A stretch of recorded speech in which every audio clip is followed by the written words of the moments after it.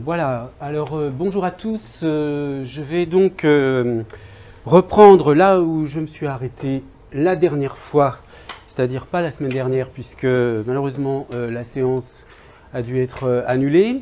Je vais donc rappeler là où je me suis arrêté et j'avais commencé à introduire un point consacré aux sources de la problématique analogique, que j'ai d'ailleurs traité l'année dernière. Je ne sais pas si certains d'entre vous ont participé au séminaire l'année dernière. Oui.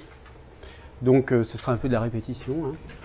Et je vais commencer par le premier point de cette origine de la problématique analogique. Enfin, quand je parle d'origine de la problématique analogique, je veux dire qu'est-ce qui m'a amené à travailler sur ce sujet.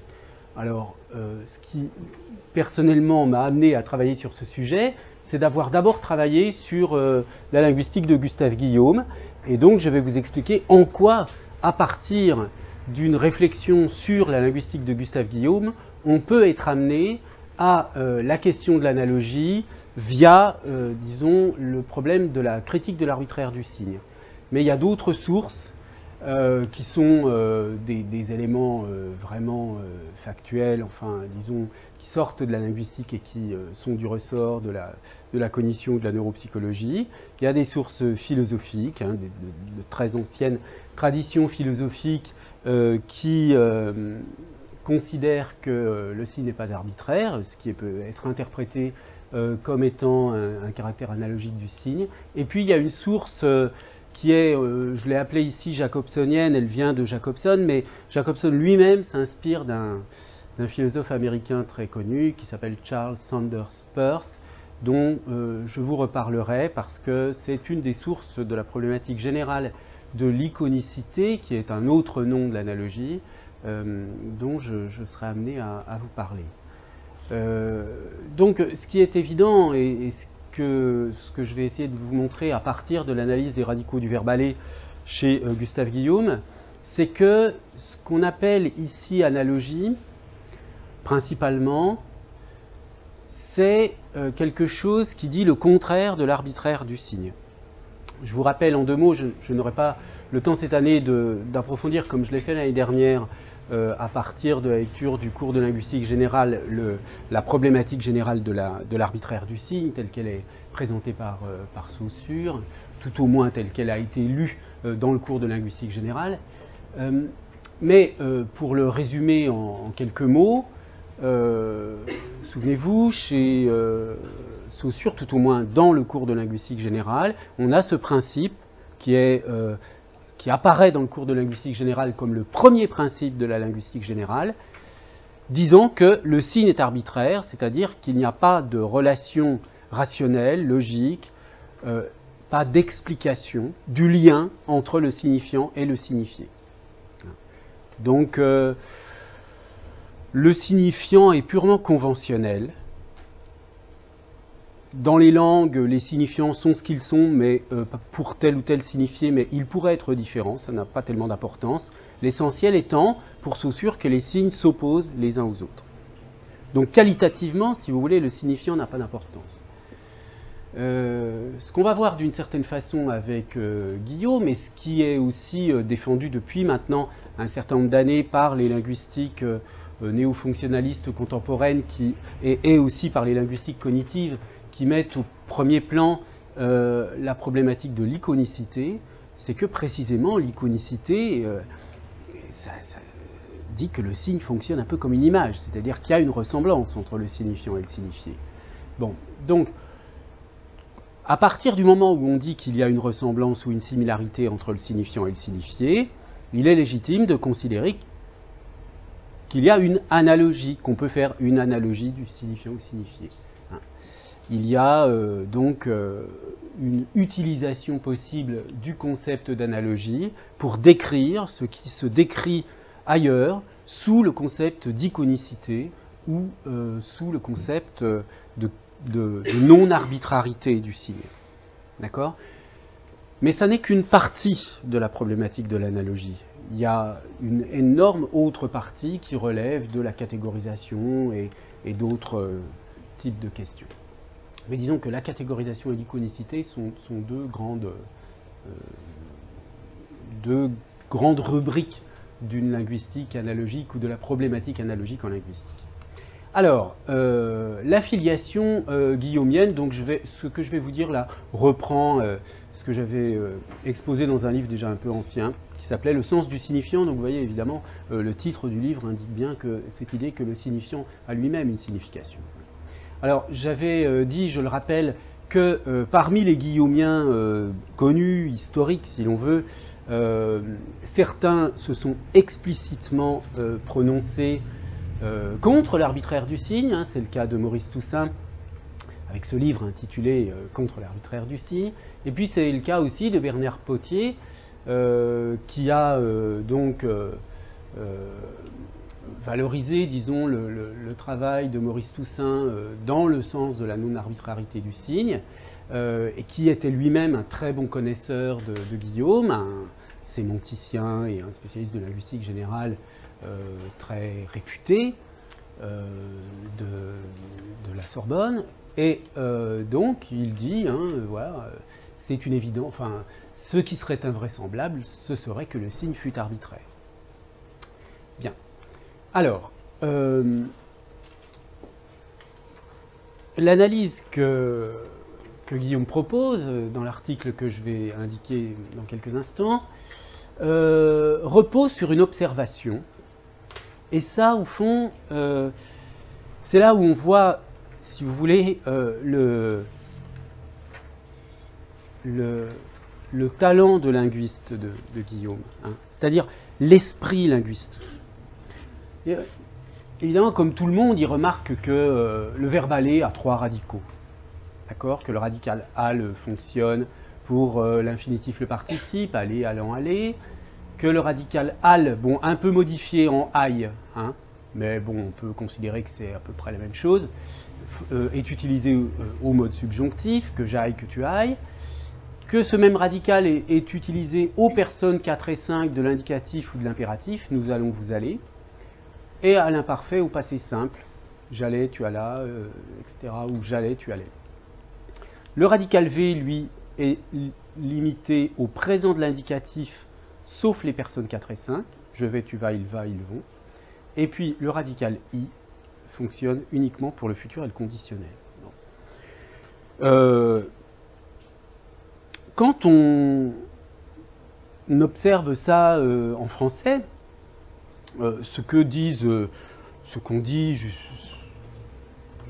jusqu'à présent, et ce que disent d'ailleurs toujours certains linguistes, c'est que, au fond, ce sont des allomorphes. Hein. Ces 3 radicaux sont en fait des formes différentes pour une seule et même signification. La forme, le sens du verbe aller est porté par la forme al, par la forme v, par la forme i. Et voilà, c'est tout. Là où on commence à être linguiste, c'est quand on commence à se poser des questions bizarres. Hein, comme le fait Guillaume. Il dit, ben oui, d'accord, le radical al, mais pourquoi le radical al est spécialisé dans ces cas-là? Alors, vous voyez que c'est là où le clivage entre l'arbitraire et l'analogie commence à se dessiner. Soit on considère que c'est arbitraire, donc il n'y a rien à expliquer. Hein? Bah oui, ça aurait pu être l'inverse, aucune importance. L'essentiel, c'est que on ait affaire à une reconnaissance. Hein, pour le verbe aller, on le reconnaît quand même à partir du moment où on a dans son stock lexical une équivalence entre al, v, i, et puis après tout, il aurait très bien pu se passer que le v soit à la place du al, que les choses soient réparties différemment. Aucune importance du moment qu'on s'y retrouve, autrement dit. Hein. À partir du moment où vous commencez à vous poser la question de est-ce qu'il n'y aurait pas une explication qui permettrait de comprendre pourquoi cette répartition étrange au fond, si on regarde de près, pourquoi les personnes 4 et 5 avec le radical al pour l'indicatif présent, etc., etc., pourquoi les modes quasi nominaux bon. Donc, vous voyez que à partir du moment où on commence à se poser une question de ce genre, on commence à dire que le signifiant n'est pas réparti par rapport à la signification d'une manière aléatoire, mais qu'il y a peut-être une raison derrière tout ça, une explication, une raison. Alors, l'article que je vais commenter, donc, c'est un article qui date de 1941. Il est reproduit dans un volume dont je vais vous reparler dans un instant, Langage et sciences du langage. Et voyez comment Guillaume présente les choses face à cette répartition, donc cette répartition des radicaux du verbe aller. La question se pose d'en connaître le déterminant. Donc, qu'est-ce qui détermine, quelles sont les causes? Du même coup, deux thèses s'affrontent. L'une que l'on se trouve en présence d'un simple fait d'usage, d'une cristallisation d'habitude prise derrière laquelle il n'y a pas de principe opérant.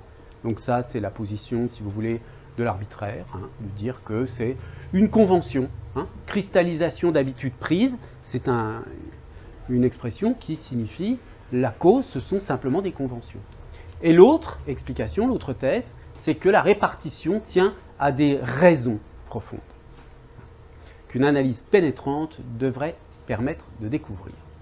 Alors, je vous signale au passage que depuis cette analyse, à ma connaissance, il n'y en a pas eu d'autres. C'est-à-dire qu'on a repris l'analyse de Guillaume, éventuellement, je vous le montrerai avec quelques points critiques, quelques remarques critiques, mais il n'y a pas d'explication concurrente, à ma connaissance. Il n'y a pas d'explication concurrente. Donc, autrement dit, aujourd'hui, pour ce petit problème, très ponctuel apparemment du verbe aller en français, je ne sais pas d'ailleurs si pour les étudiants étrangers, maîtriser la conjugaison du verbe aller, ça pose un problème particulier. Parce que du coup, c'est un peu compliqué, dans la mesure où il y a trois radicaux. Bon, il se trouve que dans un certain nombre de langues, des verbes comme aller, être, avoir, comme par hasard, des verbes qui sont des auxiliaires ou des semi-auxiliaires, ont beaucoup de bases, se conjuguent avec beaucoup de bases. Bref, il n'y a pas d'autre explication, donc on a le choix aujourd'hui pour ce problème entre l'explication proposée par Guillaume et pas d'explication. C'est simple. Il n'y a pas un débat entre une explication proposée par Guillaume et une explication proposée par d'autres personnes. Alors,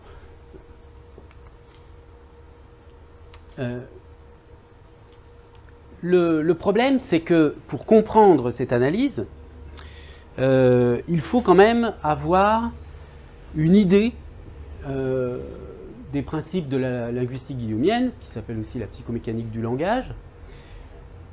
Alors, certains d'entre vous en ont une idée, puisque certains d'entre vous ont suivi le cours que j'ai donné l'année dernière sur le subjonctif, et donc j'avais beaucoup utilisé l'apport de Guillaume.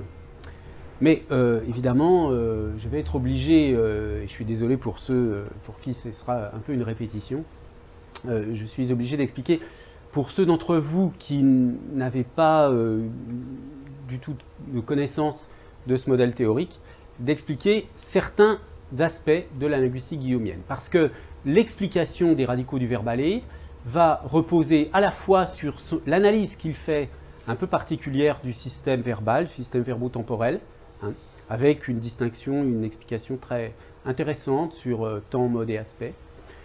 Il y a aussi une analyse du concept de personne qui est spécifique à Guillaume. Et puis bon, ça, il y a l'étymologie qui va être prise en considération, mais ça n'est pas particulier à Guillaume. Alors, quelques mots donc de Guillaume, dont vous avez un peu entendu parler au colloque Guillaume et Benveniste si vous avez participé. Donc, vous voyez, il est mort en 60, né en 1883. Je vais vous donner un aperçu rapide de sa bibliographie. Alors, il y a une particularité avec Guillaume, c'est que il est un autodidacte. C'est quelqu'un qui a rencontré Antoine Meillet, qui était un grand linguiste de l'époque. Il l'a rencontré à la banque. Guillaume travaillait dans une banque comme employé. Et Antoine Meillet était un client de cette banque et il avait dû, j'imagine, discuter avec lui. Il lui a proposé de venir suivre ses cours, en se disant, tiens, ce garçon a l'air intelligent, il a l'air de s'intéresser à des questions de langage, eh bien, venez donc suivre mes cours si ça vous intéresse. Donc il commence en 1909 à suivre les cours de Guillaume, donc les cours de Meillet. Guillaume commence en 1909 à suivre les cours de Meillet, il a 26 ans. Eh bien, 10 ans après, 1919, il publie un livre qui reste le livre le plus détaillé qui existe en français sur l'analyse de l'article, le plus détaillé au sens de l'analyse extrêmement fine des moindres effets de sens de l'article. Et ce livre est remarqué par un certain nombre d'auteurs et il marque l'entrée de Guillaume dans dans le réseau, comme on dirait aujourd'hui, des linguistes de son époque. 10 ans plus tard, il publie un deuxième livre, Temps et Verbe, théorie des aspects des modes et des temps. Alors, c'est là que se met en place son modèle théorique.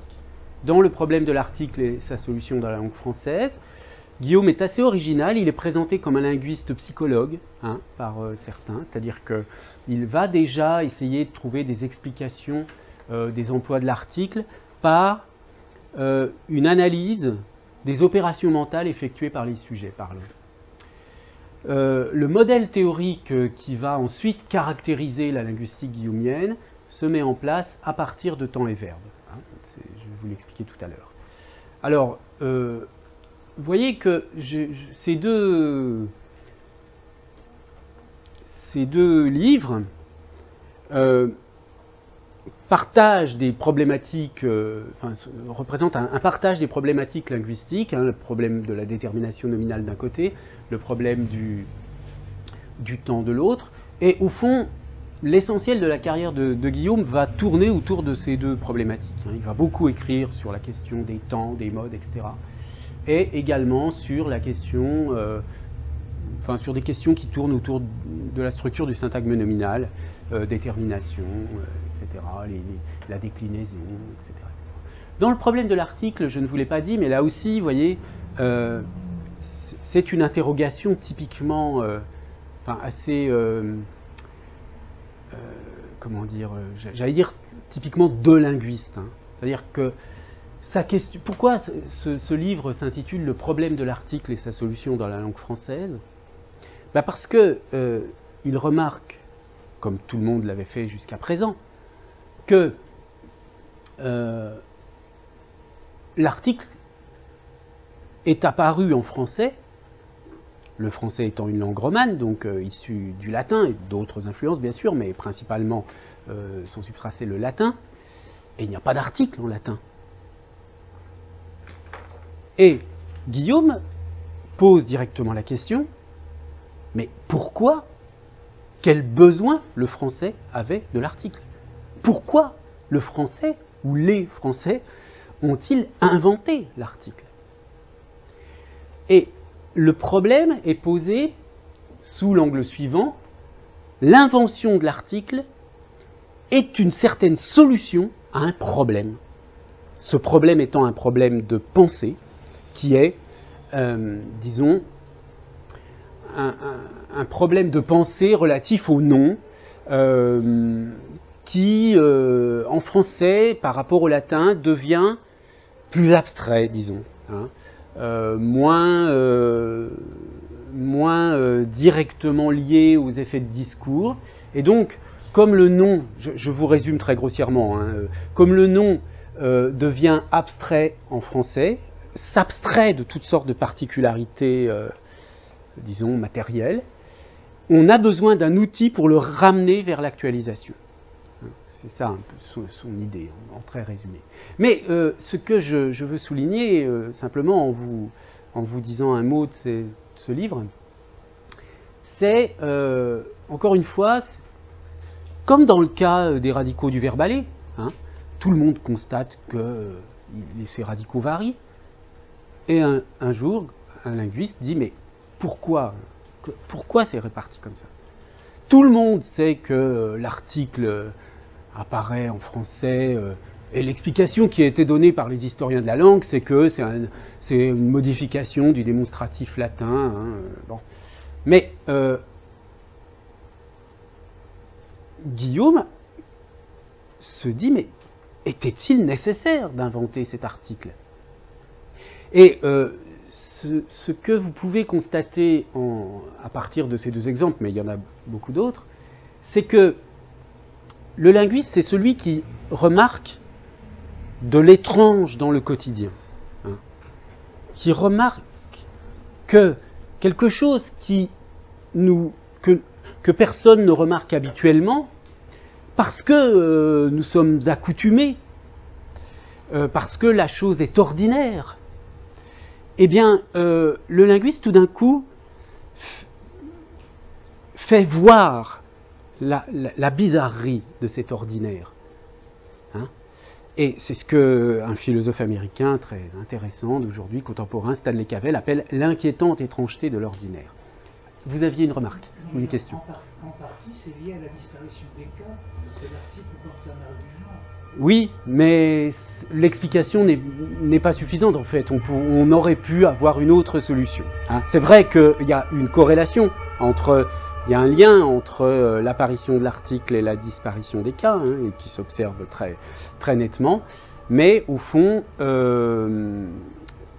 cette disparition des cas, si vous voulez, elle est aussi liée au développement du système des prépositions. Donc on aurait pu, à la limite, avoir une langue sans article, mais avec un système de prépositions qui remplace les cas.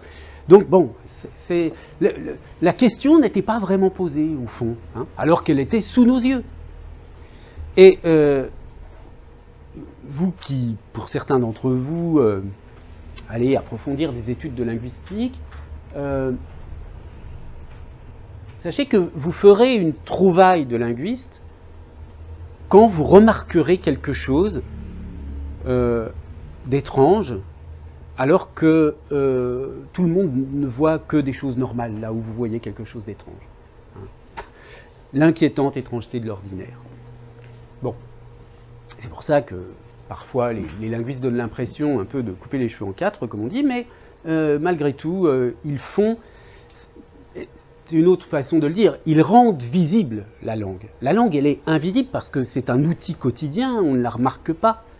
Mais quand on met le doigt, quand on dit « regardez ça », eh bien là, tout d'un coup, on se rend compte qu'il y a quelque chose d'étrange et que cette langue qui nous est si familière a des aspects étranges à certains moments sur lesquels on ne s'interroge pas. Souvent d'ailleurs, quand vous parlez de linguistique à des gens qui ne sont pas du tout étudiants en linguistique et que vous leur faites remarquer telle ou telle chose, souvent ça les passionne, hein, et les gens disent « Ah oui, tiens, c'est vrai, j'avais jamais pensé à ça, effectivement, c'est curieux, et voilà. » Mais ça n'empêche pas les gens de parler, d'utiliser parfaitement la langue. Hein, mais tout d'un coup, la langue devient, on la voit apparaître. Un peu comme dans certaines œuvres littéraires qui également sont une façon de faire se manifester des propriétés des langues. Bon, alors, vous voyez que ensuite, il va publier un certain nombre d'articles, et en 1938, il accède à un poste à l'École pratique des hautes études. Il est chargé de conférences, donc autrement dit, chargé de cours. Hein. Alors, je ne sais pas si vous êtes très au fait de la hiérarchie universitaire, sans doute pas, mais un chargé de cours, c'est quelqu'un qui n'est pas titulaire du tout, qu'on embauche pour quelques heures, et qui est complètement marginal par rapport à l'institution. Guillaume, donc, n'accédera jamais à un autre statut que ça. Hein. L'université ne lui trouvera jamais un poste, en dépit de toutes ses publications, de la renommée de ses livres, etc. Il reste chargé de conférences,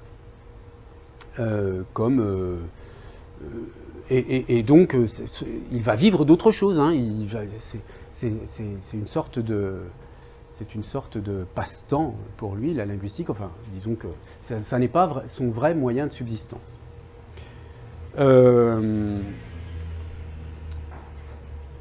enfin un passe-temps, quand je dis un passe-temps, c'était le sens de son existence, hein. Il n'a fait que ça de toute sa vie, et ses moyens de subsistance étaient secondaires. Bon, voilà, vous avez d'autres exemples, hein, qui vous montrent théorie des auxiliaires.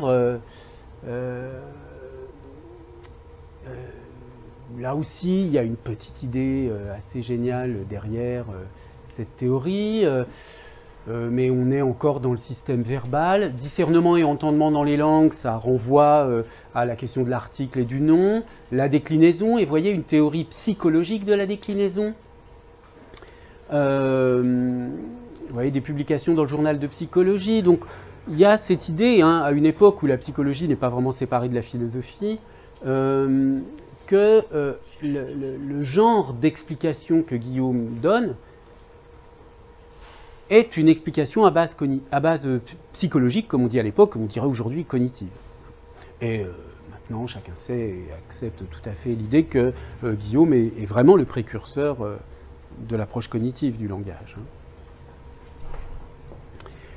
Alors, beaucoup de publications, vous remarquerez dans cette revue, le Français moderne. Français moderne qui a connu, dans les années 50, là en 51, un débat assez sanglant, si j'ose dire, entre Guillaume et d'autres linguistes qui n'étaient pas d'accord avec lui. Donc il a exposé son analyse du temps, et il y a eu un certain nombre d'objections dans le français moderne, et il y a eu toute une polémique qui a duré un certain temps. Polémique qui a assez injustement fâché Guillaume, qui était sans doute un peu susceptible, et du coup il a refusé ensuite de publier dans le français moderne. Voyez ici son troisième livre, L'architectonique du temps dans les langues classiques, qui est un livre qui prolonge temps et verbe, hein, mais avec le latin, le grec, etc. Son dernier article est un article particulièrement abscon, hein, très difficile à lire, Observation et explication dans la science du langage, un article pour une revue de philosophie, les études philosophiques. C'est un article que je vous déconseille de lire pour l'instant, hein. C'est un article qu'on peut lire quand on a déjà une certaine habitude de la linguistique guillaumienne. Il meurt en 60, et là on découvre qu'il laisse une quantité de manuscrits gigantesques, hein, 60 000 feuillets manuscrits, qui ont été déposés à l'université Laval parce que Roquevalin était un disciple de Guillaume, enfin il suivait les cours de Guillaume, un Canadien donc, et il se trouve que, bon, comme Guillaume n'a pas été particulièrement choyé par l'institution, le legs de ses écrits, la France n'y a pas accordé d'importance, et tous les manuscrits sont déposés au Canada. Donc aujourd'hui, un Français qui veut travailler sur le plus grand linguiste français, il est obligé d'aller au Canada. Bref. Alors, on a commencé à publier ce qu'on appelle les leçons de Gustave Guillaume. Ce sont donc les cours qu'il a donnés à l'école pratique des hautes études, à partir, hein, je vous le disais, de 38. Pour l'instant, on a 23 volumes. Oui, j'ai mis 2015 parce que j'ai repris la diapo de l'année dernière. 23 volumes parus. Donc vous voyez que c'est un des problèmes, une des raisons qui font que peu de linguistes aujourd'hui s'aventurent dans le terrain de la linguistique guillaumienne, parce que l'investissement de lecture est énorme pour arriver à maîtriser le système. Hein. Ce n'est pas un modèle qu'on comprend en lisant un livre. Il faut en lire plusieurs, vraiment beaucoup, et bon, pas forcément les 23 volumes, hein. Moi-même je n'ai pas lu complètement tous, hein. J'ai parcouru pour certains, mais c'est quand même un auteur qui, du coup, est un peu évité par certains chercheurs, parce que c'est un investissement intellectuel trop lourd de s'y mettre. En 64 paraît un volume intitulé Langage et sciences du langage, qui reprend tous les articles qu'il a publiés dans différentes revues. Tous. Alors, ça tient en un livre, hein, c'est-à-dire c'est pas un grand nombre d'articles. En 73, un livre intitulé Principes de linguistique théorique, qui est le livre que je recommande en général à ceux qui veulent s'initier à la linguistique guillaumienne. C'est un livre fait de brefs extraits de 1 page et demie, 2 pages, 3 pages parfois, brefs extraits des leçons, classés par thème. Et ce livre permet vraiment assez vite de se faire une idée de l'état d'esprit général de la linguistique guillaumienne. Dans l'ordre, en fait, le mieux c'est de lire d'abord les principes de linguistique théorique, ensuite temps et verbe, et puis ensuite on peut continuer comme on veut. Hein. Mais une fois qu'on a déjà lu ces deux choses-là, on comprend bien. Oui, puis ensuite on peut lire les premiers articles sur l'article, les premiers articles portant sur la question de l'article, du type discernement et entendement dans les langues, voilà, les premiers articles publiés dans Langage et sciences du langage. Bon, en 2003, on a sorti un livre qui était en préparation. En 2004, le deuxième tome des prolégomènes à la linguistique structurale. En 2007, un autre livre. Donc vous voyez qu'il a publié 2 livres, mais il en avait 3 en cours, plus d'autres peut-être. Et puis donc des milliers de pages de manuscrits tirés des leçons. Alors, au total, si vous voulez, au plan quantitatif, c'est peut-être l'œuvre la plus importante parmi les linguistes français. Hein. Il n'y a pas d'équivalent, il n'y a pas de linguiste qui a 23 volumes. Hein.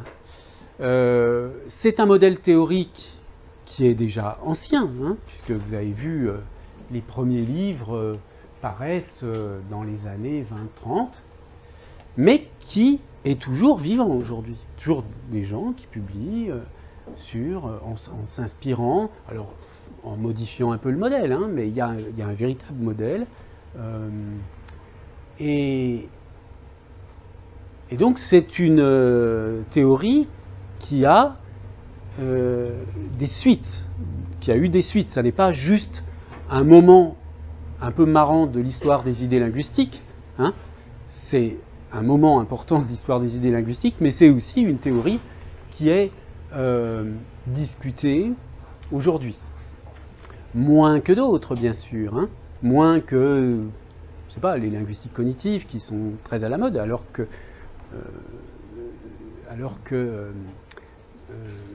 Guillaume en est un peu on est une des origines ou une des voies possibles, enfin anciennes.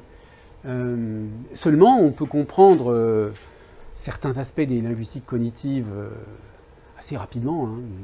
Les métaphores cognitives, en un livre, on a tout compris. On comprend l'état d'esprit général de la linguistique cognitive se maîtrise très rapidement.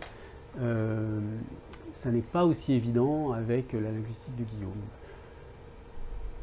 Donc,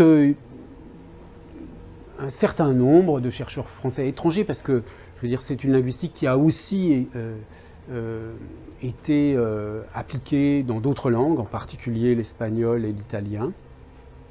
L'anglais aussi, il y a une grammaire systématique faite par André Joly, une approche guillaumienne de la linguistique anglaise, enfin de la langue anglaise.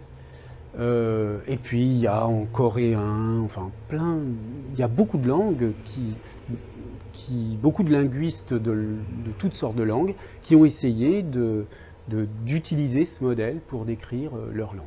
Alors, comme tout modèle, il est bon dans certains domaines, moins dans d'autres, mais ces points de force sont, comme je le disais tout à l'heure, dans les questions d'actualisation, de détermination nominale, et sur la question du verbe, du temps et du verbe. Alors, pour aller, disons, à l'essentiel, mais vous donner quand même une idée assez substantielle du contenu de cette linguistique, sans quoi vous ne pourrez pas du tout comprendre l'argumentation sur les radicaux du verbe aller, je vous donne quelques éléments. Alors, on va voir d'abord 2-3 concepts de base, et ensuite, je vous expliquerai 3 systèmes, hein, puisque pour lui, le mot, l'article, le verbe, ce sont des systèmes. Alors, ce qui est vraiment la marque de fabrique de la linguistique de Guillaume, de la linguistique guillaumienne, qu'on appelle aussi la psychomécanique du langage. Alors évidemment, psychomécanique, ça fait un peu ancien. Hein. Ça a un côté mécanique, ça donne un peu l'impression qu'on imagine des engrenages dans le cerveau, hein, la psychomécanique du langage.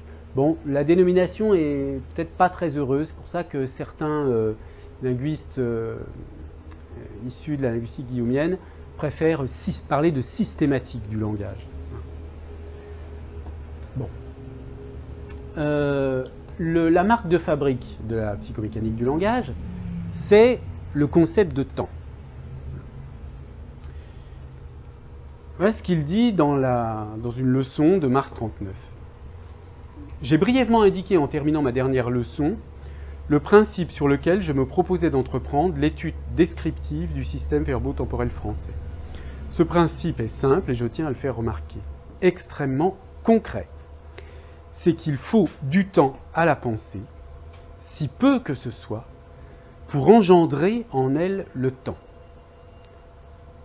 Ce temps indispensable à la pensée pour engendrer en elle le temps constitue ce que j'ai appelé l'axe chronogénétique. Alors, ce qui s'est produit dans l'œuvre de Guillaume, c'est que quand il a travaillé sur le système verbal pour préparer le livre Temps et Verbe, en travaillant sur le temps et donc sur l'expression du temps dans les langues, il a été amené à réfléchir sur ce qu'il y a en amont de l'expression. Et la première idée qui fait de lui, si vous voulez, quelqu'un qui est du côté des linguistiques cognitives, c'est de considérer que l'expression du temps est une conséquence ou dépend d'une certaine représentation du temps. On se représente le temps d'une certaine façon et ensuite on va l'exprimer d'une façon qui correspond à la représentation qu'on s'est faite. Donc il y a de la représentation avant l'expression. Mais ce qu'on observe, c'est l'expression. Ce qu'on observe, ce sont les emplois des verbes. Et le travail du linguiste, pour Guillaume, c'est d'observer les emplois, d'essayer de les regrouper et de les expliquer par un processus qui est en amont. Ça aussi, c'est quelque chose qui est assez constant chez Guillaume, c'est l'idée de remonter en amont d'un processus. Bien. Or, si l'expression du temps est conditionnée par la représentation du temps, l'analyse, du coup, se concentre sur la notion de représentation du temps. Et ce que découvre Guillaume, c'est que cette représentation du temps, elle prend du temps. C'est-à-dire que pour se représenter le temps, il faut un certain temps mental. Une représentation, c'est un processus qui prend du temps. Donc, une autre façon de dire cela, c'est que on a comme observable des expressions linguistiques, des choses qui relèvent de l'expression linguistique, c'est-à-dire des emplois de mots, de phrases, de morphèmes, etc. Ces phénomènes d'expression renvoient en amont à des phénomènes de représentation, et ces phénomènes de représentation sont eux-mêmes des processus. La représentation, ce n'est pas une sorte de mémoire qui serait stockée dans le cerveau, c'est un processus, ou tout au moins ce qui est en mémoire, c'est un processus. Et parler de processus, c'est dire qu'un processus, il se déroule dans le temps. Autrement dit, en résumé, l'expression du temps dans les langues repose sur une certaine représentation du temps.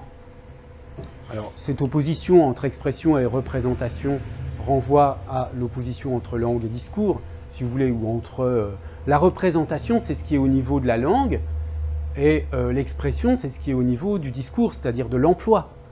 La langue avant emploi, la langue employée. Hein. Cette représentation du temps, c'est un processus mental qui se déroule lui-même dans le temps. Du coup, ça veut dire que les représentations, on peut les analyser selon leur décours temporel. Hein. Le temps de la construction des représentations, c'est ce qu'il appelle le temps opératif. Hein. Temps opératif, ça c'est vraiment le concept guillaumien par excellence. C'est vraiment le cœur de la théorie, c'est l'originalité de la théorie. Hein. Il fait du temps un concept métalinguistique, en fait. Sur l'opposition langue-discours, hein, vous voyez qu'on va tout voir en processus, du coup. Les faits de langue sont des faits de représentation, donc ils se déroulent dans le temps, hein, puisque ce sont des processus. Ils aboutissent à des représentations, et ensuite il y a des faits d'expression, qu'on appelle faits de discours, qui sont eux aussi des processus. Donc on part, si vous voulez, ici en bas de la pensée, et puis ensuite on va à l'idée exprimée, hein, de la pensée en activité, ensuite à l'idée exprimée. Et le langage en activité, c'est l'ensemble des faits de langue et des faits de discours. Alors, cette distinction langue-discours conduit à une distinction entre deux sortes de signifiés. Puisqu'il y a ces deux niveaux, ce niveau de l'expression du discours et ce niveau de la langue qui est le niveau de la représentation, eh bien, on va avoir des signifiés qui vont renvoyer au plan de la langue et des signifiés qui vont renvoyer au plan du discours. Or, les signifiés qui renvoient au plan de la langue sont des processus. Hein. Donc, on les représente sous forme d'une flèche du temps. Voilà. C'est un processus de représentation. Et donc, ce niveau d'analyse du sens donc au plan de la langue, c'est ce que Guillaume appelle le signifié de puissance. Hein. C'est un signifié très abstrait qui se représente comme un processus. Et là où il y a aussi une sorte d'invention technique assez intéressante, c'est que les effets de sens en discours, c'est-à-dire qu'un même mot en langue peut en discours être employé avec des sens différents, si vous voulez une traduction un peu concrète de la chose.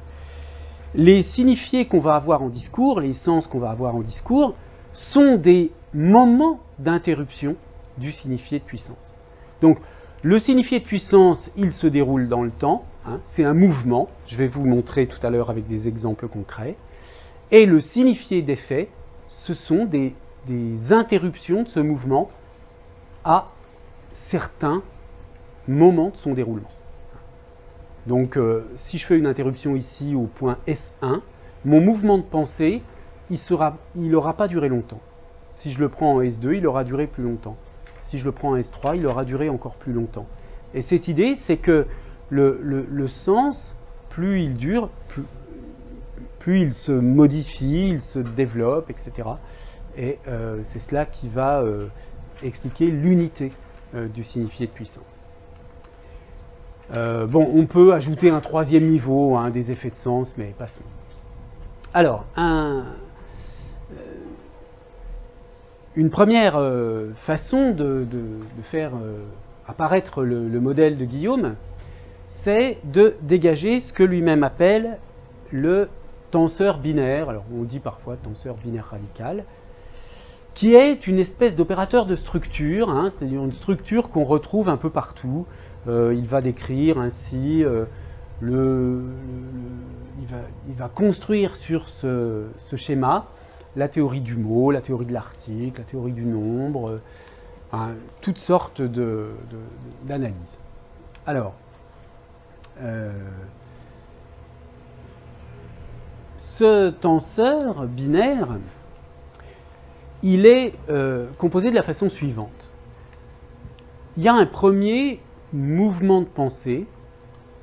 Alors, mouvement de pensée, c'est-à-dire un premier processus cognitif, si vous voulez, hein, qui va de l'universel au particulier. Enfin, là, il y a un certain flottement entre universel, singulier, général, particulier. Au stade où nous en sommes, là, ça n'a aucune importance, hein, de dire universel ou général et particulier ou singulier. Bon. Donc, on va du général au particulier ou de l'universel au particulier dans un premier moment, et ensuite on repart du particulier vers l'universel. Et ça, c'est une structure fondamentale, qui est, pour Guillaume, la caractéristique fondamentale de l'esprit humain.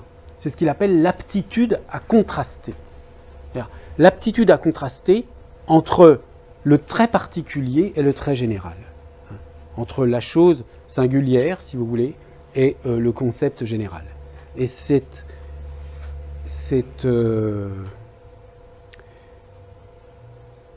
distinction qu'on fait en général entre le singulier et la généralité, sans entrer, si vous voulez, dans la querelle des universaux, etc., de savoir si on est nominaliste ou réaliste, est-ce que les universaux existent ou est-ce qu'ils sont simplement des conventions langagières.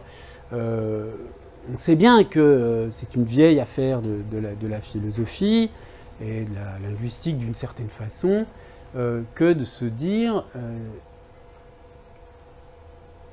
que d'essayer de comprendre comment l'homme peut avoir affaire aussi bien à des singularités, c'est-à-dire à des choses absolument uniques,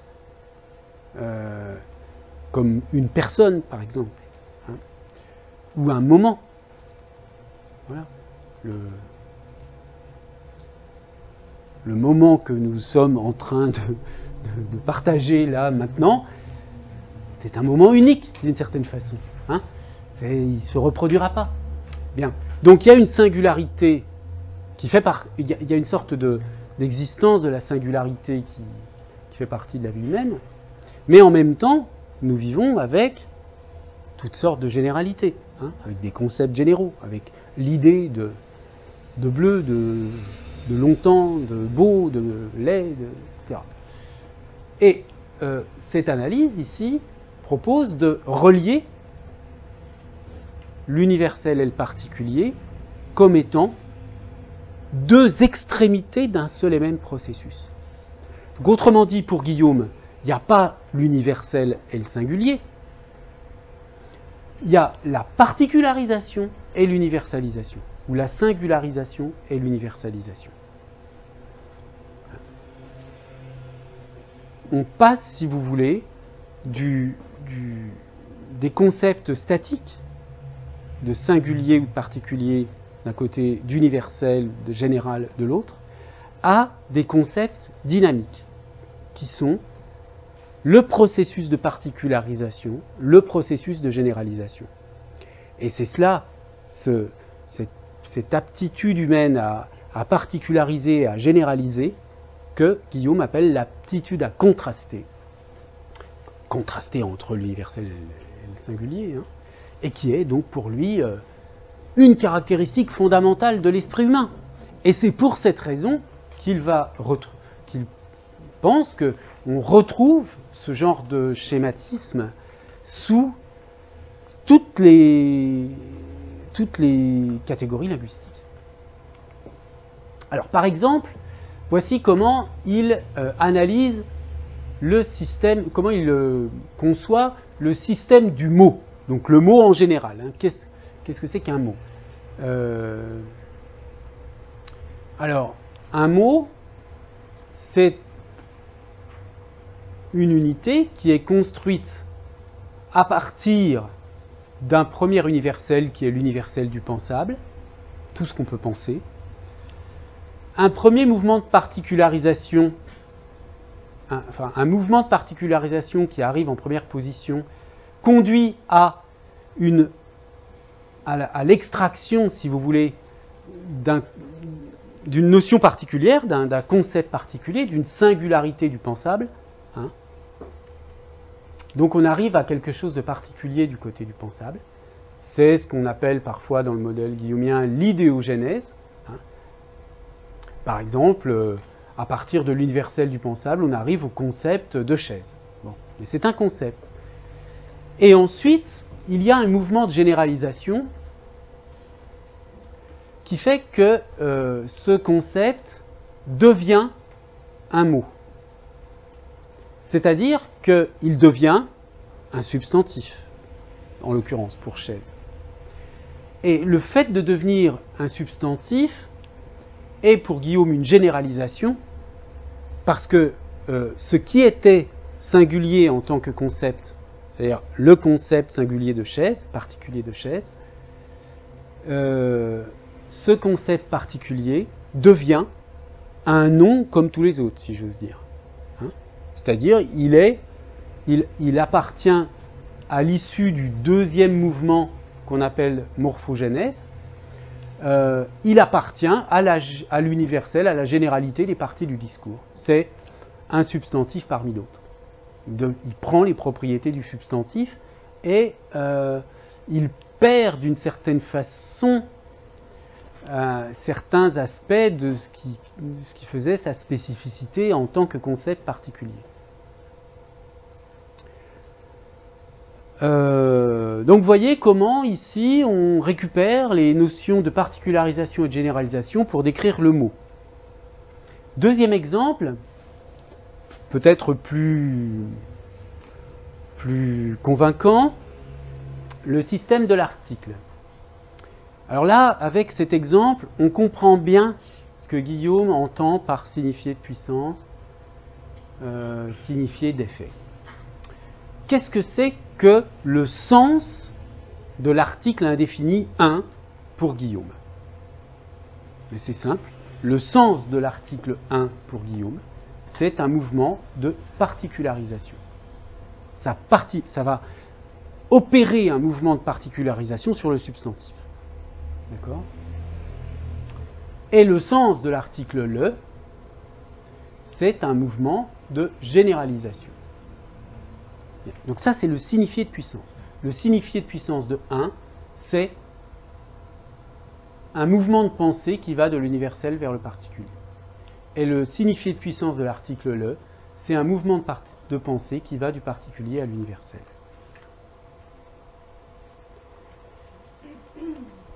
À partir de ces signifiés de puissance, comme je vous le disais tout à l'heure sur ce schéma, à partir de ce signifié de puissance, qui est un mouvement de pensée, on va faire des interruptions, plus ou moins précoces ou tardives.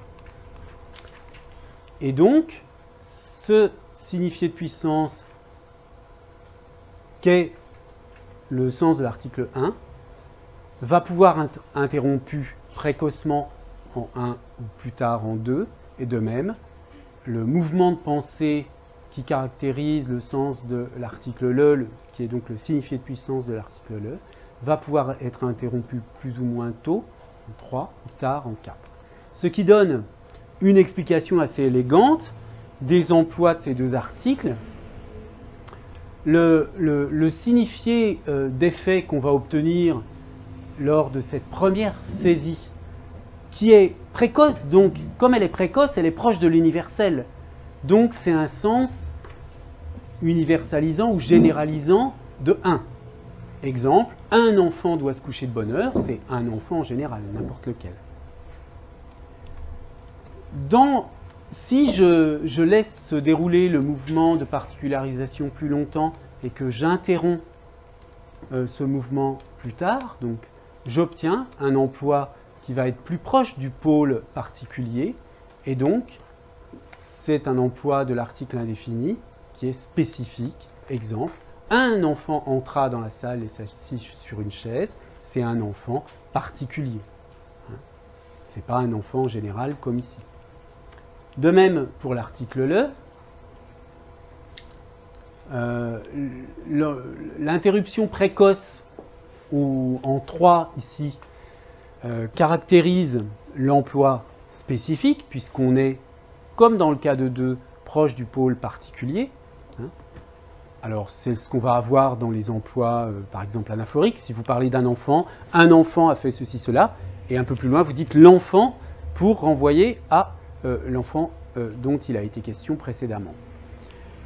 Ou alors, si on fait référence à des emplois, disons, déictiques, demande à l'enfant de venir, cette phrase renvoie à un enfant bien particulier dans le contexte qui correspond à la situation d'énonciation.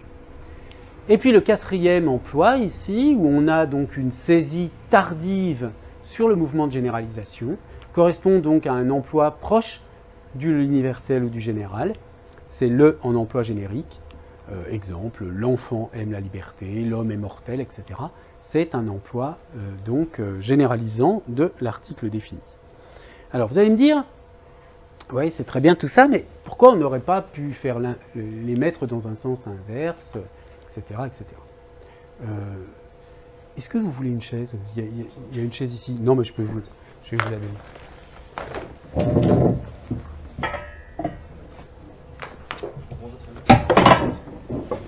Tenez. Ça va ?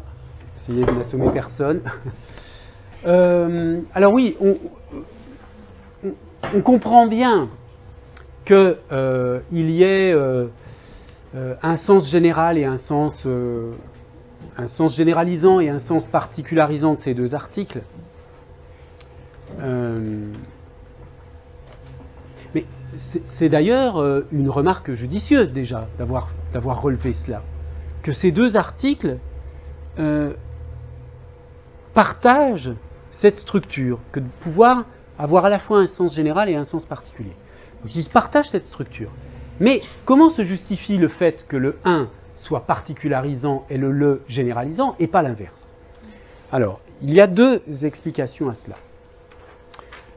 D'une part, l'ordre, pourquoi le 1 avant et pourquoi le après, peut être justifié par le mécanisme anaphorique. Le peut toujours reprendre 1, mais jamais le contraire. D'accord ? Donc, c'est ce qui justifie que le 1 soit en quelque sorte un avant. Le 1 est forcément logiquement antérieur au le. Bon. Le deuxième point d'explication vient de la différence d'emploi. Donc ça, cette différence, si vous voulez, elle renvoie aux deux emplois particularisants. Hein. L'emploi particularisant de 1 est un emploi qui ne peut pas être anaphorique. Donc, il n'y a rien avant. Alors que l'emploi particularisant de le suppose qu'on ait eu un 1 auparavant, ou alors un effet contextuel. Ce qui est le plus intéressant, c'est les deux universels.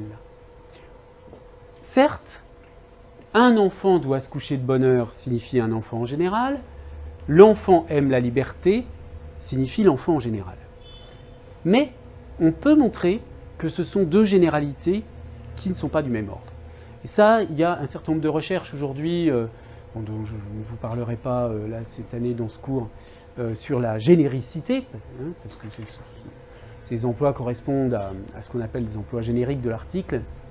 Donc il y a un certain nombre de travaux sur la généricité aujourd'hui qui s'interrogent surtout dans une perspective, disons, logique, sur ce genre d'emploi. Mais une explication assez simple que Guillaume donne, c'est que il y a un certain nombre de contraintes pour employer le 1 générique et pour employer le générique. Imaginez que vous soyez devant un enfant, qu'il fasse une bêtise et que vous vouliez le réprimander. Vous pourrez lui dire quelque chose du genre un enfant sage ne répond pas ainsi à ses parents. Mais vous ne pourrez jamais dire à un enfant que vous avez devant vous pour lui faire un peu la morale, l'enfant sage ne fait pas ceci. Pourquoi ? Parce que le 1 générique, en fait, s'emploie pour une généralité qui s'applique à un cas particulier. Tandis que donc il est d'une certaine façon orienté vers le particulier. Il est moins généralisant que le généralisant, qui lui s'emploie d'une manière complètement indépendante des visées particulières. Et c'est ce qu'on voit bien sur le schéma. Hein.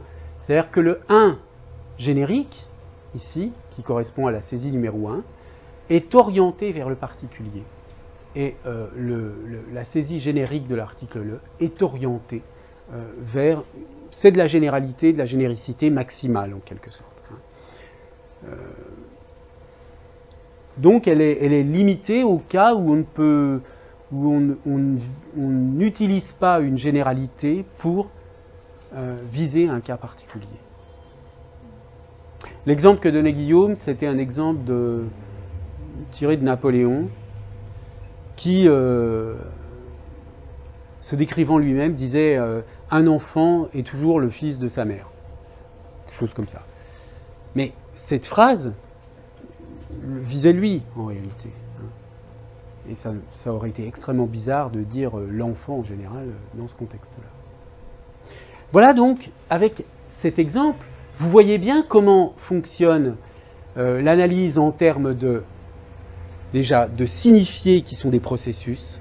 Alors ça, l'article, c'est un mot un des mots de la langue française qui a le sens le plus général. C'est pour ça que c'est un simple mouvement de particularisation. C'est un sens extrêmement général. Donc vous voyez comment se traduit le fait que les significations pour Guillaume sont des processus, les significations en langue, c'est-à-dire les signifiés de puissance, ce sont des processus qui sont interrompus plus ou moins tôt ou plus ou moins tard, et qui, du coup, livrent des signifiés d'effets qui sont différents. Donc ces 4 emplois de l'article sont aussi 4 signifiés d'effets de l'article 1 ou le. Alors venons-en maintenant à ce qui nous intéressera le plus, la chronogénèse. Donc la chronogénèse, c'est le processus de construction de la représentation du temps.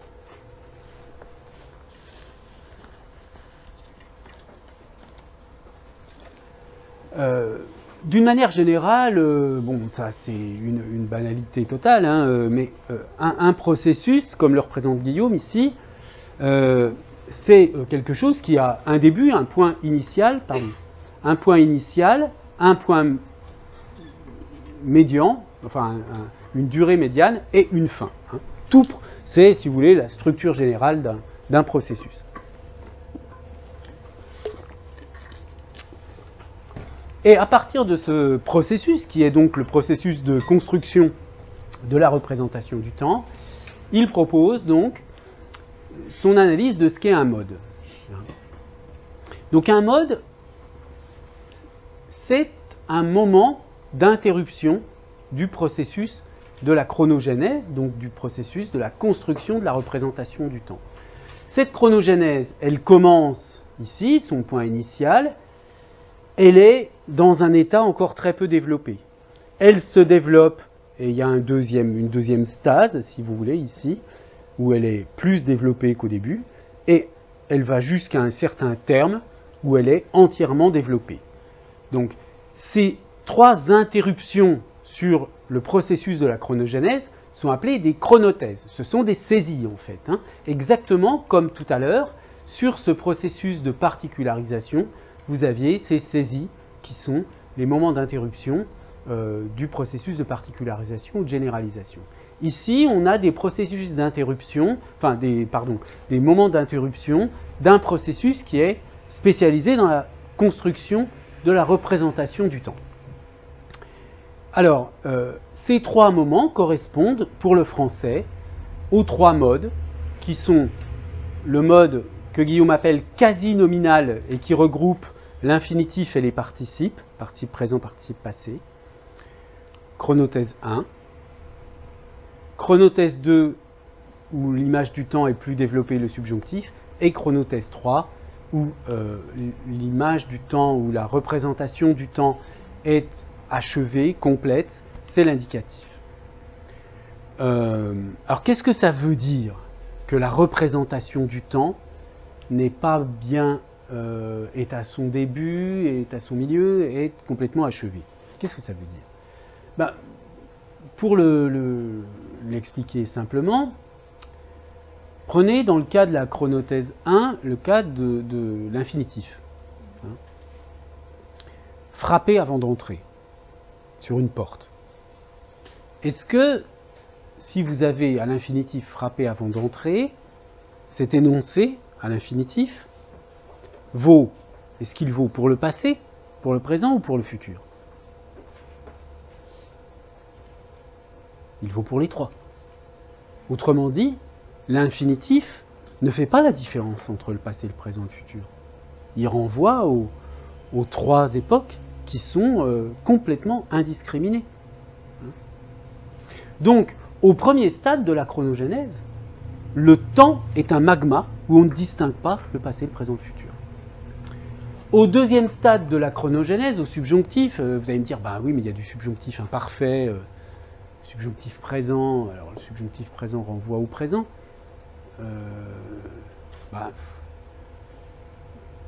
Je voudrais que tu partes. Est-ce que le départ a lieu dans le présent quand on dit je voudrais que tu partes? Non, c'est un souhait. Hein. Donc c'est peut-être futur, mais c'est même pas sûr. Donc vous voyez qu'au subjonctif, il n'y a pas non plus de temps. On ne peut pas dire que les événements qu'on exprime au subjonctif peuvent être placés dans le passé, dans le présent ou dans le futur. Seulement, on voit qu'ils sont orientés plutôt vers quelque chose, un avenir potentiel ou pas. Hein. Donc il y a quand même un progrès par rapport à l'infinitif tout à l'heure où vraiment il y avait une indistinction totale des trois époques. Et finalement, ça n'est qu'à l'indicatif. Quand vous avez des temps du passé, comme l'imparfait ou le passé simple, des temps du futur, comme le futur, le conditionnel, et le présent de l'indicatif, que vous avez vraiment du temps. En fait, le temps qu'on appelle le temps des époques, qui permet d'inscrire un procès, soit dans le passé, soit dans le présent, soit dans le futur, ça n'existe qu'à l'indicatif. Autrement dit, c'est bien le résultat d'un processus qui passe par plusieurs étapes. Hein. C'est ça l'originalité de l'approche guillaumienne du temps, c'est de décrire et après, du coup, il décrit les emplois en fonction des propriétés de cette chronogénèse. Ce qu'on peut remarquer aussi, c'est que plus on avance, plus le nombre de formes est grand. Hein. Là, dans la chronothèse 1 quasi nominale, vous avez 3 formes, quoi. Enfin, sans compter les formes composées, si on compte que les formes simples. Vous avez chanté ER, chantant ANT, chanté E, hein, chanté accent aigu.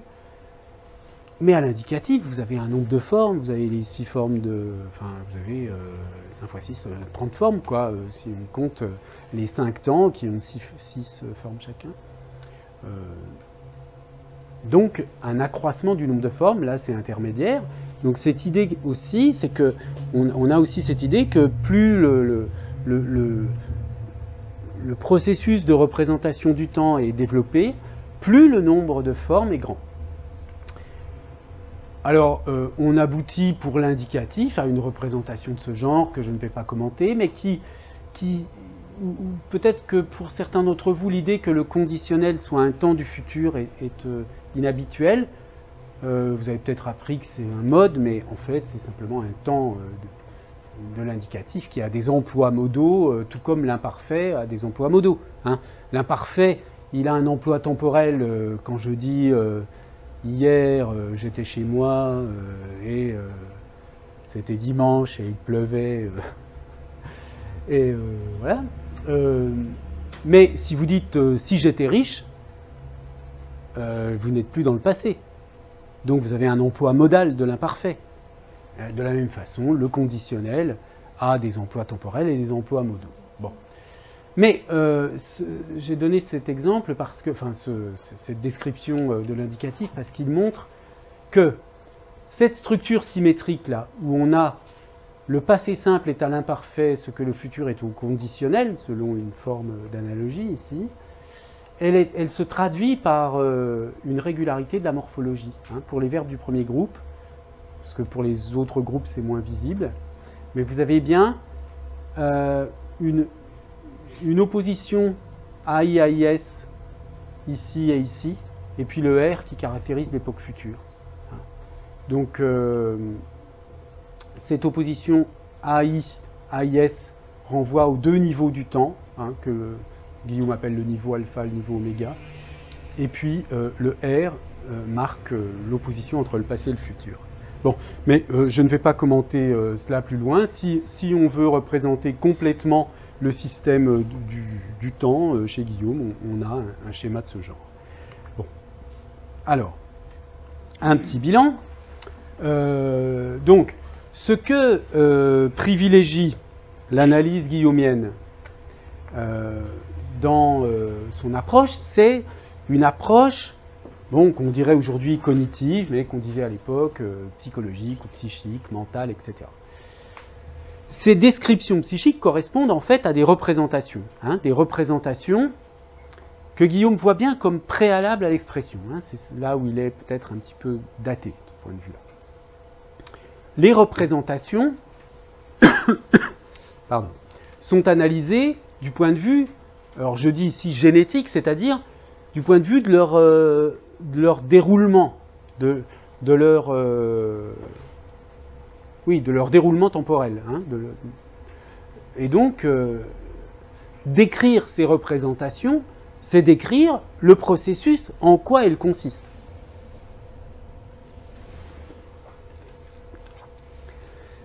Les mécanismes de construction des représentations impliquent donc un temps qu'on appelle opératif. Alors, il y a eu des débats au sein des guillaumiens pour savoir si ce temps opératif est un temps un peu fictif que les linguistes construisent pour pour avoir un outil technique de description des systèmes, ou s'il s'agit d'un temps qui pourrait être décrit du point de vue neurologique. Est-ce que c'est un temps qui correspondrait à un temps de circulation de l'influx nerveux dans le cerveau, par exemple? Alors, c'est difficile de répondre à cette question.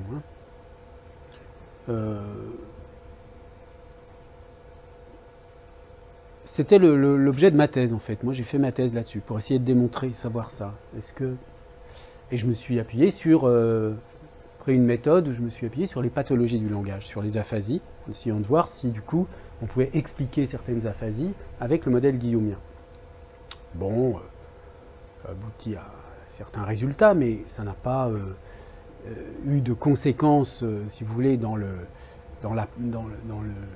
champ de la neurolinguistique, pour une raison très simple, c'est que déjà, parmi les linguistes, les gens qui connaissent la linguistique de Guillaume sont en petit nombre. Comme parmi les gens qui font de la neurologie du langage ou de la neuropsychologie du langage, il y a un petit nombre de gens qui connaissent un peu la linguistique, la probabilité de tomber sur quelqu'un qui puisse s'intéresser à une approche guillaumienne des pathologies du langage est évidemment extrêmement limitée. Donc, pour l'instant, on ne sait pas. En vérité, je pense que ça peut marcher, c'est-à-dire qu'on peut décrire les pathologies en utilisant le temps opératif, mais on n'a pas de preuves, si vous voulez, sous forme d'IRM ou d'enregistrement d'électroencéphalographie.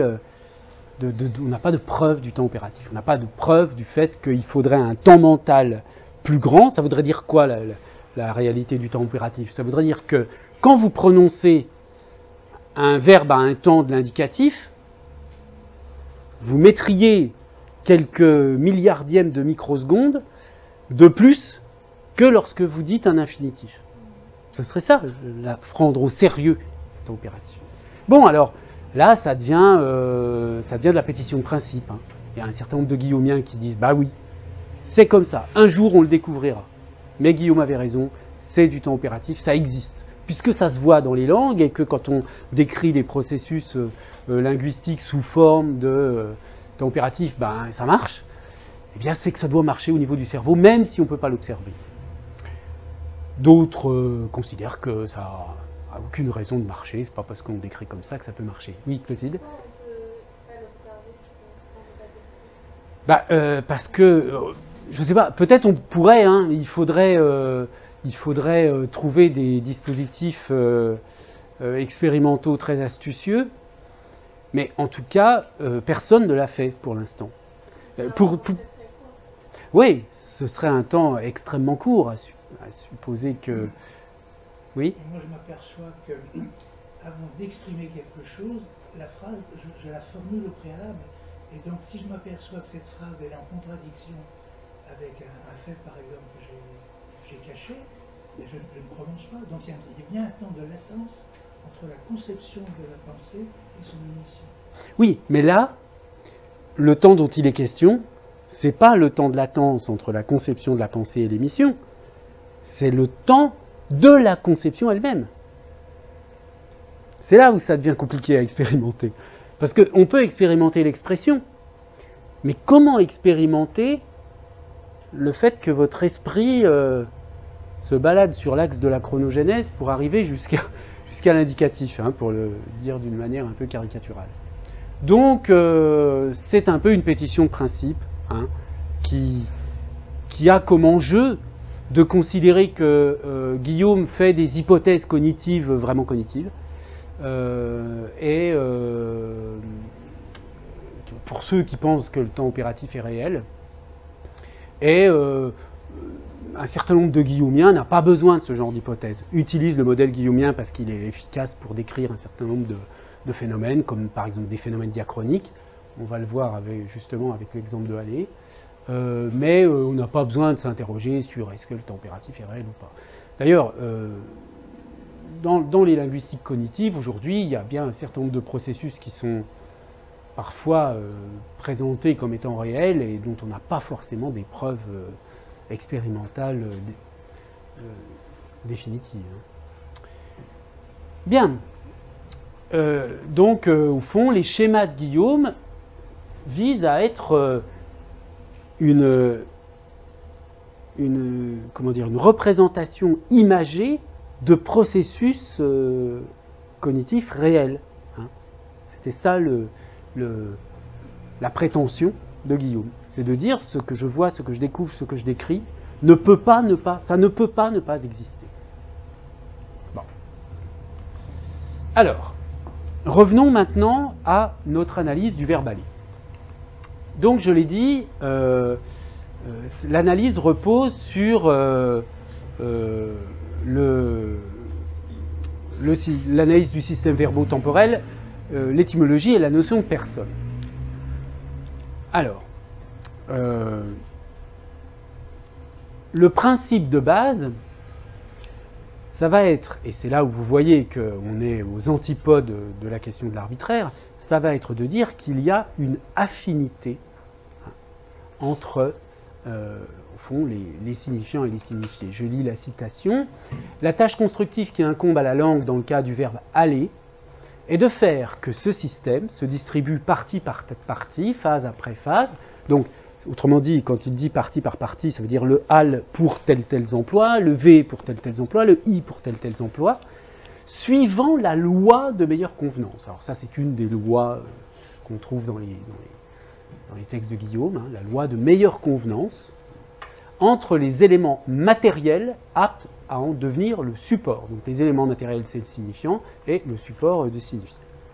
Ces éléments sont d'une part les trois radicaux du verbe aller, et d'autre part les différentes personnes dont le verbe, le mode nominal une fois dépassé, prend la marque. Le mobile qui agit dans cette distribution, dominé par la loi de meilleure convenance, c'est l'affinité naturelle des éléments. Bien. Alors, on part des modes. Donc on l'a vu tout à l'heure, il y a trois modes. Hein, un premier quasi nominal, subjonctif, indicatif. Bien.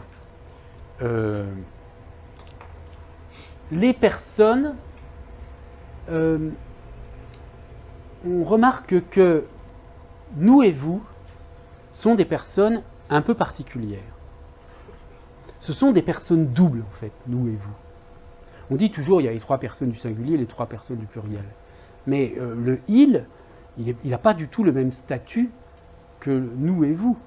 Parce que il, c'est plusieurs fois la même personne. Alors que nous, c'est quoi nous? C'est moi et d'autres que moi. Donc il y a deux types de personnes qui sont envisagées. Vous, c'est toi et d'autres que toi. Donc là aussi, à l'intérieur du vous, il y a deux supports de personnes. À l'intérieur du nous également. Mais à l'intérieur de je, tu, il au singulier et il au pluriel, il y a un support de personne, un seul. Donc, les personnes 4 et 5 sont des personnes doubles associant deux personnes différentes. Alors,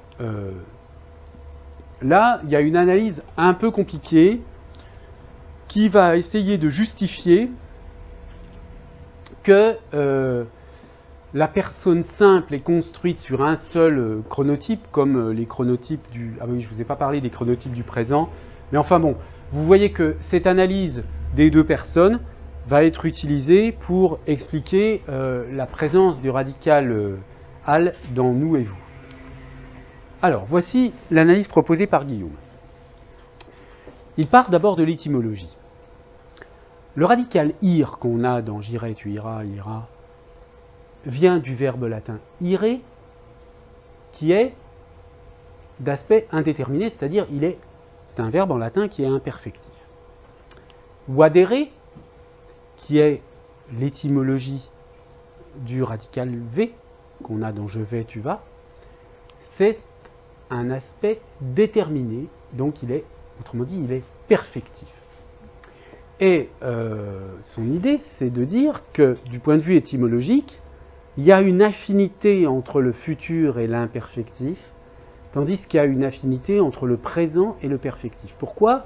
Parce que, vous le savez, un verbe perfectif, il est limité dans son déroulement temporel. C'est-à-dire qu'un verbe perfectif, c'est un verbe qui suppose qu'on atteint le terme du procès, comme sortir, exploser, voilà, des verbes perfectifs dans lesquels l'événement a lieu quand le terme du procès est atteint. Donc, le perfectif suppose une limitation. Tandis que l'imperfectif, marcher par exemple, il n'y a pas de limitation possible. Or, le futur suppose qu'il n'y ait pas de limitation devant. Donc, il y a un lien entre futur et imperfectif. Autrement dit, entre ire et le futur, et vadere et le présent. Ensuite, reste à expliquer. Alors bon, pour al, il n'y a pas d'étymologie certaine, donc on ne peut pas expliquer avec un argument étymologique pourquoi le radical ir sert plutôt pour le futur et le radical v pour le présent. Ensuite, pour les personnes 4 et 5 du présent. Un fait curieux, donc je lis encore un extrait, un fait curieux, c'est que ce radical de présent v, qui convient à la personne simple représentée par les 3 personnes du singulier et la 3e du pluriel, disconviennent dans le présent même quand il s'agit de la personne double, représentée par la première du pluriel, nous, et la 2e du pluriel, vous. On dit je vais, tu vas, il va, ils vont, et nous allons, vous allez. Bon. Donc, il doit se passer quelque chose de particulier avec nous et vous. Alors, là, vous lirez, si vous voulez, chez vous tranquillement, ce passage qui est un petit peu alambiqué. L'idée, si vous voulez, est de dire que, déjà de justifier que nous et vous sont des personnes particulières parce qu'elles sont doubles, ce sont des personnes doubles, ça c'est incontestable. Maintenant, quel est leur statut par rapport aux personnes simples ? Eh bien, Guillaume va considérer que les personnes simples,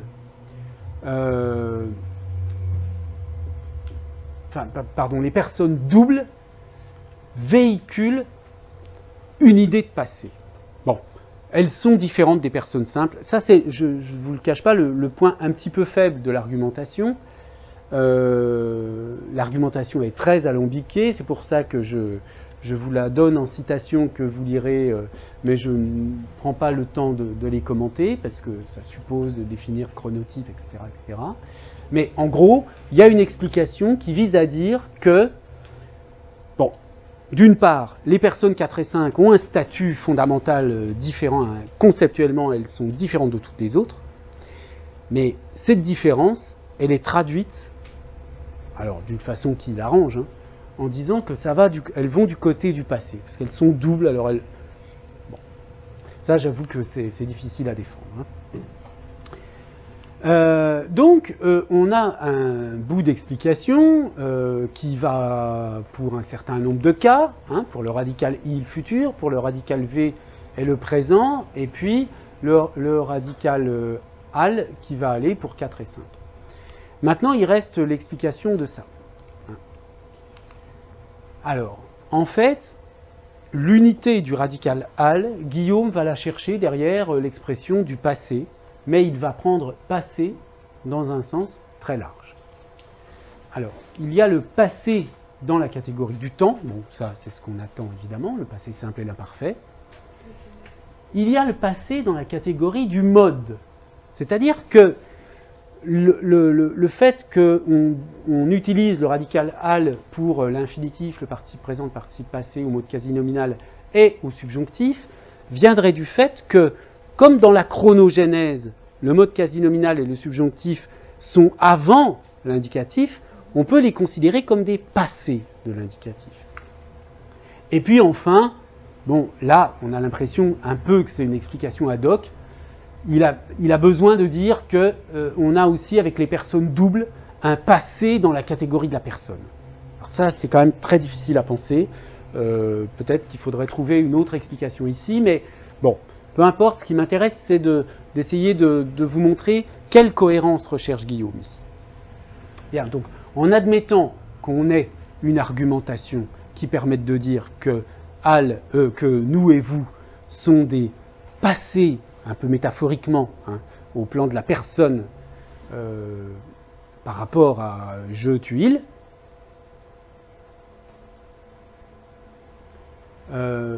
eh bien, on a l'explication générale suivante.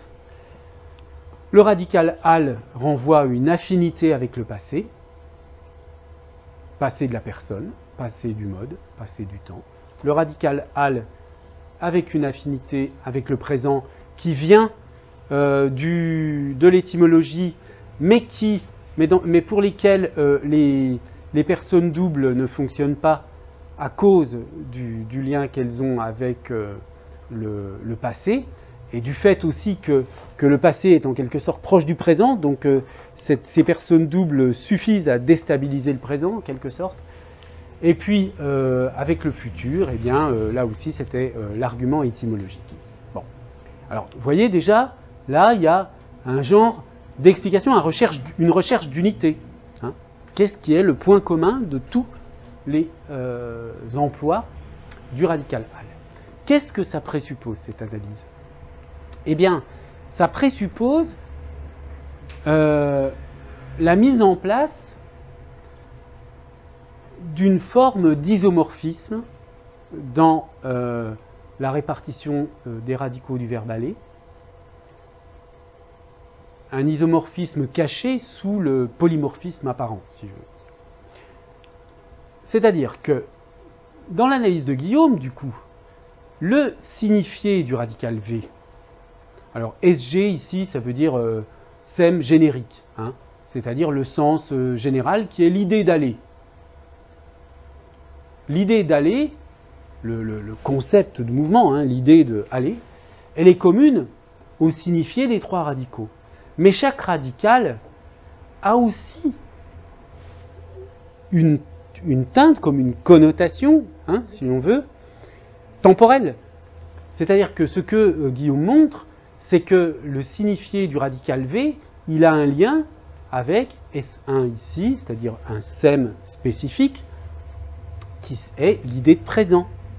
Le radical IR véhicule l'idée d'aller, mais aussi véhicule un peu l'idée de futur, en raison de son étymologie. Et le radical AL véhicule l'idée d'aller, mais aussi l'idée de passer. Donc, autrement dit, chacun de ces radicaux, là où dans une analyse un peu superficielle, on ne voit que le sens de aller, Guillaume essaie de montrer que chacun de ces radicaux porte aussi une valeur temporelle. D'accord ? Du coup, on vous comprend que par rapport à la vision traditionnelle dans laquelle on a un signifié aller pour trois signifiants, chose qui est au fond là l'absence d'explication, hein, comme je vous disais, une irrationalité du système. Pourquoi faire un système sémiologique aussi tordu, hein, je veux dire, ou pour dire la même chose, il y a trois formes différentes, mais pour dire exactement la même chose. Donc l'idée, c'est de dire que, ah ben non, ça signifie pas exactement la même chose. Du coup, là où on a un polymorphisme apparent, eh bien, Guillaume tente de montrer qu'on a un isomorphisme, c'est-à-dire que V va pour aller avec l'idée de présent, al pour aller avec l'idée de passé, et ir pour aller avec l'idée de futur. Ce qui, dans son propos, se traduit de la façon suivante. Ainsi, je cite donc, ainsi la répartition des radicaux du verbe aller entre les verbes de la conjugaison française n'est pas, comme on pourrait être enclin à le supposer, par la difficulté d'en percevoir la raison, une chose immotivée. Et là, au contraire, des motifs profonds et subtils, comme seules les langues, dont l'intensité de perception psychologique est inégalable, savent en découvrir. Vous voyez, ça c'est extrêmement intéressant, cette idée, que les langues ont une intensité de perception psychologique. Quand il dit les langues, c'est une sorte de raccourci pour dire un peuple dans sa langue, hein, perçoit les choses d'une certaine façon et avec une profondeur psychologique très fine. De cette profondeur et de cette subtilité, le lecteur a déjà pu se faire une idée par ce qui précède. Elles apparaissent plus grandes encore qu'en creusant le sujet, on discerne que les motifs qu'ont les radicaux du verbe aller de se répartir comme ils le font entre les formes de la conjugaison française sont tributaires d'un dessein dominant qui est de normaliser la conjugaison du verbe aller, non par le moyen brutal qui consisterait à promouvoir le radical al au rang de radical unique. Dans l'histoire des langues, ça se voit parfois ça, hein, qu'on aurait pu simplifier la conjugaison du verbe aller en disant j'all, tu all, il all, nous allons, vous allez, ils allent. Bon, c'est plus simple quand même. Eh bien, cette solution brutale, hein, grossière pour Guillaume, a été rejetée au bénéfice d'un moyen plus subtil qui consiste à accroître, dit-il, je reprends la citation, partout où c'est possible dans le système du verbe, la part qui revient psychologiquement au passé et du même coup au radical al qui en assure dans le plan lexical l'expression. Donc vous voyez, il y a une sorte de ce qui revient psychologiquement au passé. Hein. Encore une fois, l'idée de passé ici est une idée psychologique. Deuxième citation de conclusion. L'intérêt de cette étude est d'avoir démontré le caractère temporel des radicaux du verbe aller. Vous voyez, c'est ce que j'ai essayé là clairement de vous faire apparaître. Hein. Chaque radical a un sens qui est l'idée de mouvement, l'idée d'aller, et aussi un sens temporel, qui n'avait pas été clairement perçu jusqu'à présent. Bon, là, il y a une critique de l'analyse purement historique, si vous voulez, des phénomènes. Bon, ça, je vous laisserai lire.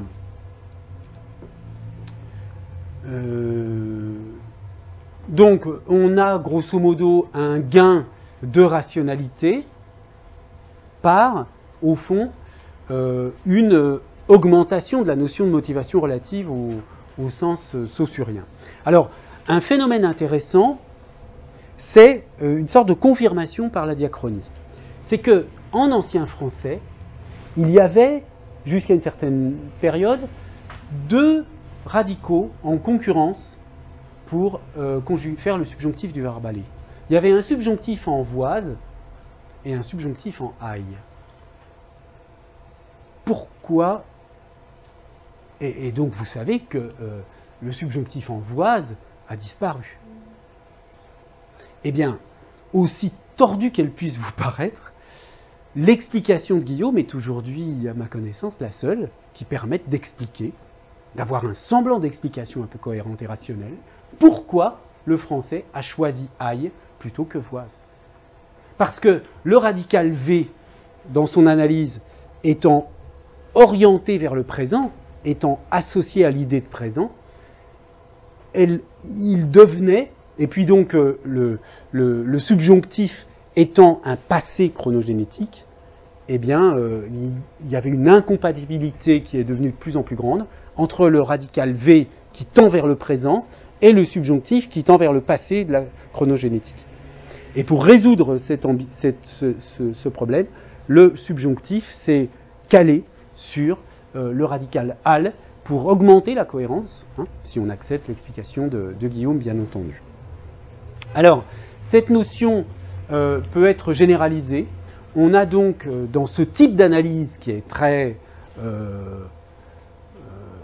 enfin, qui n'est pas propre à Guillaume, mais qui est un genre d'analyse qui cherche à expliquer pourquoi il y a des régularités, pourquoi des irrégularités, etc., par des processus cognitifs.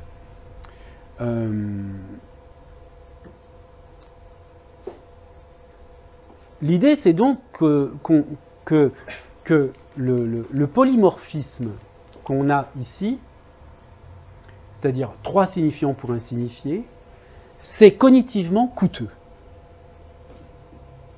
On n'a pas intérêt dans un système sémiologique, pour que ça marche bien, d'avoir une même forme pour dire 3 choses identiques. Et inversement d'ailleurs, hein, d'avoir 3 formes différentes. Non, là c'est pas une même forme. C'est 3 formes différentes pour dire la même chose. Et ici, dans le cas du verbe aller, on a donc 3 formes différentes pour dire une chose identique. Mais dans un cas inverse, on peut avoir 3 signifiés différents avec un seul signifiant, comme c'est le cas de l'homonymie. Hein. Par exemple, je sais pas, avocat, le fruit, et avocat, l'homme de loi. On a 2 signifiants identiques pour un seul signifié. C'est pas génial pour un système sémiologique. Hein. Un système sémiologique, plus il est isomorphe, mieux il fonctionne. Ça, c'est une règle générale de la sémiologie. D'où l'idée d'une description de certaines caractéristiques linguistiques en termes d'isomorphisme. Donc, ce schéma ici, qui est dans le livre Le sens du signifiant que je vous indiquais au début, c'est un schéma qui montre que, mais pour bien le comprendre, il aurait fallu que je passe un petit peu plus de temps sur la notion saussurienne d'arbitraire et de motivation. Ici, ce que j'appelle l'imitation par motivation syntagmatique, c'est ce qu'on appelle l'arbitraire relatif. Hein. 19, vous savez, l'arbitraire absolu c'est 10, ou alors c'est chêne, et l'arbitraire relatif c'est poirier. Hein, parce que poirier, je peux l'expliquer à partir de poire plus ier. Donc, ce mot, il est motivé d'une certaine façon. Alors que chêne, je ne peux pas calculer le sens à partir de la forme. Bon, ça, c'est une certaine limitation de l'arbitraire qui est dans le cas où on a un signe. Ici, c'est un point d'équilibre où on a l'isomorphisme. Hein, c'est-à-dire que, certes, on a 2 formes différentes, mais pour des sens différents. Et là, c'est une zone dans laquelle on peut avoir une asymétrie de la relation entre signifiant et signifié, c'est-à-dire des cas qui, à l'extrême, vont être l'homonymie ou le polymorphisme, mais dans lesquels il y a, dans une zone intermédiaire, par exemple, la polysémie, hein, où on a effectivement dans la polysémie un mot pour 2 significations, mais 2 significations qui ont quand même des liens. Donc là, c'est encore assez cohérent du point de vue sémiologique. Là où ça devient très incohérent, c'est quand j'ai un mot pour 2 significations qui n'ont aucun rapport, comme dans le cas des homonymes de type avocat. Bon, c'est un schéma pour montrer que, au fond, le plus arbitraire, en général, la discussion sur l'arbitraire s'arrête là. Hein, s'arrête au fait de dire qu'il y a des mots qui ont de la motivation relative et d'autres qui n'en ont pas. Mais ça, c'est quand on prend un seul mot. Et quand on prend des ensembles de mots, on a une autre forme d'arbitraire qui arrive, qui est l'arbitraire. Au fond, ce que je veux dire par là, c'est que le cas du polymorphisme, c'est quelque chose de plus arbitraire que le cas de Chêne par opposition à Poirier. Donc si vous voulez, dans l'ordre, on a la motivation, enfin indépendamment de la motivation interne de l'iconicité d'image, on a donc un premier seuil de motivation qui est la motivation relative du type Poirier, du type table ronde, etc. Ça, c'est de la motivation relative. Ensuite, on a le stade intermédiaire de l'isomorphisme, où c'est par exemple chêne qui va renvoyer à l'arbre chêne, orme qui va renvoyer à un autre type d'arbre. Hein. Il y a un mot pour un sens. Par rapport à Poirier ou cerisier, c'est plus arbitraire. Mais là où on va avoir encore plus d'arbitraire, c'est quand on a un sens pour plusieurs formes. D'accord ? C'est cela que veut dire ce schéma, c'est que l'arbitraire au sens de l'opposition entre l'arbitraire absolu et l'arbitraire relatif chez Saussure, l'arbitraire relatif étant toujours quelque chose de graduel. Hein, parce qu'en fait, vous savez, dans les figements, on a plus ou moins de transparence. Hein. Bien. Donc ici, on a le point de vue saussurien avec une zone, avec de l'arbitraire relatif, et le point B qui est le point d'arbitraire absolu. Et ce que montre Guillaume, c'est que il y a des zones qui sont encore plus arbitraires, mais qui sont les cas de l'homonymie et du polymorphisme. Hein, ce polymorphisme est dans certains cas une apparence qui peut être, déjouée, dénouée par l'analyse. Et donc, ce qu'a fait Guillaume, finalement, c'est de prendre quelque chose qui a été un peu au bout de cette zone 2, là, d'asymétrie de la relation signifié-signifiant, et de montrer qu'en fait, ça correspond au point B. Donc c'est en cela qu'il réduit, en quelque sorte, l'arbitraire apparent, hein, par son explication. Voilà, donc je vais arrêter là pour aujourd'hui. Est-ce que vous avez des questions ?